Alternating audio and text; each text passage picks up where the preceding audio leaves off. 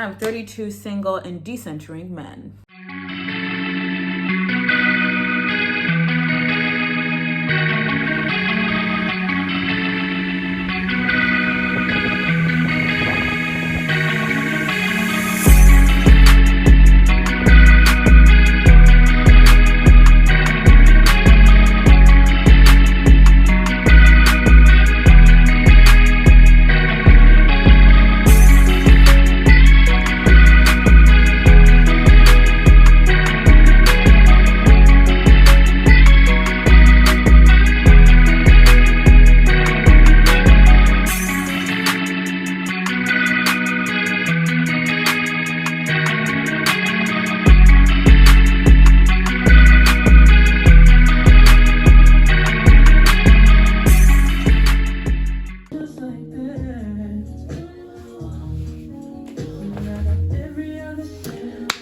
Hello y'all, how you doing? Welcome back. All right.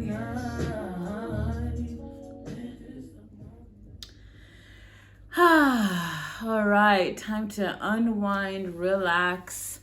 I came home and decided to just like straighten my hair, put it into like a little bit of like a curled situation, beat my face, just to, as a little pastime, something fun to do.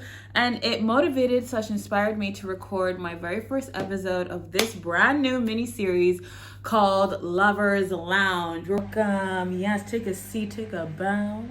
Join us, grab a cup of tea, some snacks, I don't know, what have you, and let's get into it. So this series is basically about me sharing my personal dating experiences and things that I learned from it. I also want to include a story that I find through anonymous submissions, and then we can also react to that together. And then I also, at the end, want to close with some angel cards, just to kind of wrap everything up, see what the message is, but also just have a good time. So let's get right into it. Welcome to episode 1, honey. I'm 32, single, and decentering men. Okay, so our first episode is dedicated to me because I am 32, single, and decentering men from my life. So how did I come to this decision? Well, I'm currently living abroad, and when I first moved here, I thought it was going to be such an international experience. I live in Barcelona, Spain, and I thought that it would be like so diverse that dating would be like not a problem. But I did have to come with some, realizations, some shocks, and especially from my past relationship. My key lessons were to value myself more, put my standards way higher, and accept love through actions. Previously, I was in a relationship with, not my ex, the one that I'm thinking about, but the one before that. He really showed me that through actions, that's how people like demonstrate how they feel about you. And unfortunately, ever since him, it's kind of been like a downhill crash. But it's also helped me to just get my standards higher, because there like no guys, including my recent ex, were not able to like set to that standard. And that standard was literally like the basics, you know what I mean? Like literally the basics. And so now that I'm 32, I feel like I just need to decenter men and just stop trying to like make it happen, because it's just not gonna happen. Okay, fetch is not gonna happen. And so honestly, it's just been really refreshing to do it. I feel I've cleared the roster. I did have to like spin the block on my roster just one more time, just to finally dead the situation. And now that the situation's a dead, that I feel like I no longer have anyone to entertain, anyone to distract me from like the things that I need to be doing. I want to really try and just like refocus and pivot my energy back to like myself and decenter men and replace myself in the middle of that, and just stop expecting that through dating these guys I'm gonna find some miraculous achievement of rediscovery, because the rediscovery I'm looking for is right here. It's in me, and I just have to do the work and focus on me to find that discovery. Bars. Why thank you. For me, dating when I'm 30, I've realized that the guys that I'm dating, which are either my age or higher, like 35 max, are just like in this weird headspace where they're like, they don't know if they should play games, they don't know if they want a serious relationship, they don't know.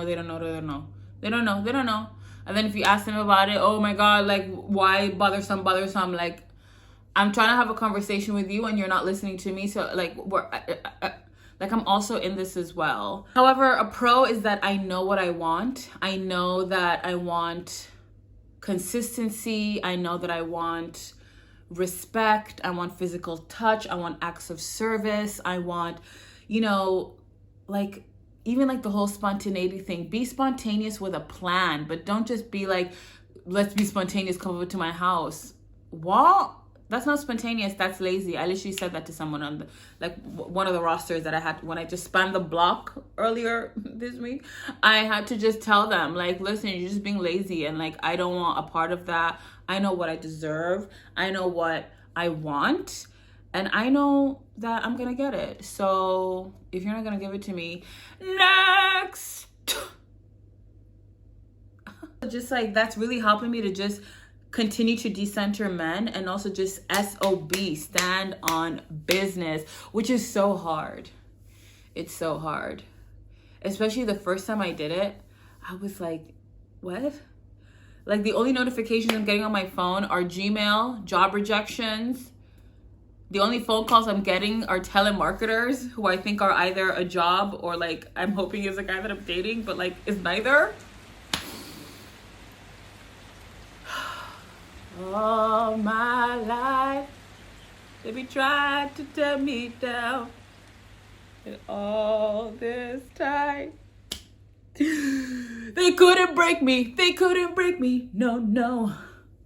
That one from J. Cole to High School Musical, but we're not going to talk about that. Standing on business is hard, but at some point, I just got fed up. I got fed up with the disappointment. I got fed up with the anticlimactic behavior. I got fed up with the inconsistency.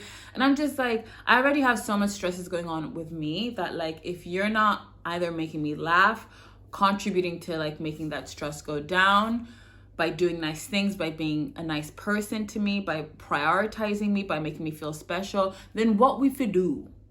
Like, what is this? This is a waste of my time. So, yeah. I'm 32, single, decentering men, but happy. Let's get into our story of the week. So, this story is called Using the Apps as a Way of Finding Accommodations. Girl, the trenches. Okay, so I'm generally intrigued as to how many people this has happened to, hence why I'm posting. Basically, a friend met a guy on Tinder a few months ago.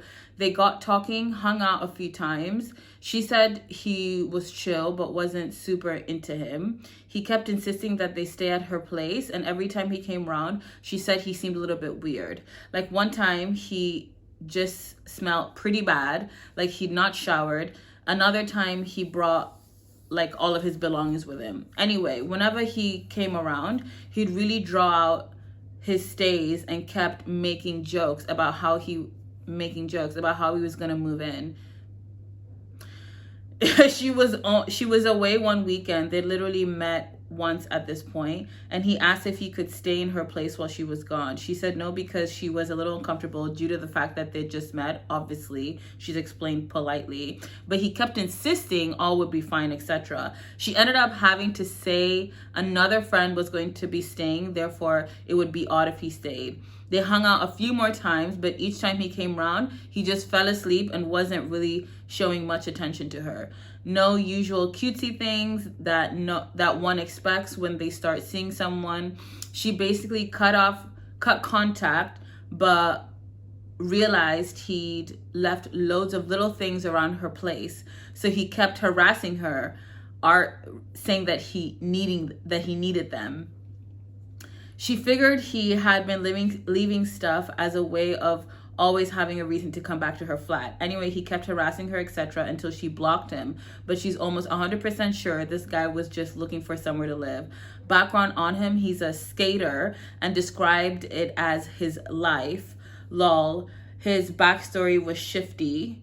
He said he was from Scandinavia, but his was below average, which is unusual for scanners. That could be his height, his look, I don't know. Anyway, has anyone had the similar situation of people potentially using the app just to find accommodation? Do you think this will happen more due to the cost of living crisis? Ooh, that's a good way to end that. That is freaking nuts. Bombastic side eye. Like what? Like what? That's crazy. Honestly, some do's and don'ts that I do just straight off the bat, off the rip. When we meet, like, it's gonna take you a while to step into my house. Like, you're not just gonna be coming up in here. First, I have to see where you live. Then, and that is gonna take a while in itself. Like, no. And also, like, women's intuition, like, our intuition is such a blessing, and we're so, I feel like consumerism, capitalism, modern life has just really steered us away from like our natural intuition and instinct. And I kid you not, our instinct is like the blueprint. Like we have some serious like higher powered connections within ourselves, and we really need to like hone in on that and like trust our intuition. And I think sometimes we don't trust our intuition because we're scared that it's going to steer us in the wrong place or whatever. But I feel like realistically, if for some reason like you follow your intuition and like it doesn't yield the results that you want, that's okay, because I think in the end maybe those results shouldn't have been yielded. Like that was the lesson, that like it, like that was just how it's supposed to be. And like if you forced it to happen, if you forced to like show up in one way that maybe wasn't necessarily like the natural way of order, the natural order, and by like not listening to our intuition, then it would have stayed you right back to that same position of you not yielding that result anyways. I hope that makes sense. But yeah, that's pretty crazy. So with that being said, let's get into our angel card reading. So how this is going to work, I'm just going to shuffle these Healing with the Angel Oracle cards. So also I learned today that tarot cards and oracle cards are very different, which you're probably like, duh, but like it didn't clock for me. So I realized that oracle cards give you more of like a general perspective of what's going on in life, while tarot cards are more like specific to you and the situation that you're going through. I went to a store today to go see if I could find some tarot cards, but the tarot cards I found were like 65 euros, and honey, in this economy. So, let's just close our eyes. Ooh. Oh. And romance pops up. Oh my goodness. I can't make this up. I cannot make that up. It just popped out just as I was like, you saw that, didn't you? Romance. The angels are addressing and assisting you with your romantic needs. Ask for and accept the angels' help with your love life in the love lounge. Okay. This card signifies that your angels have heard your appeals for romance. They acknowledge your heart's yearnings for love.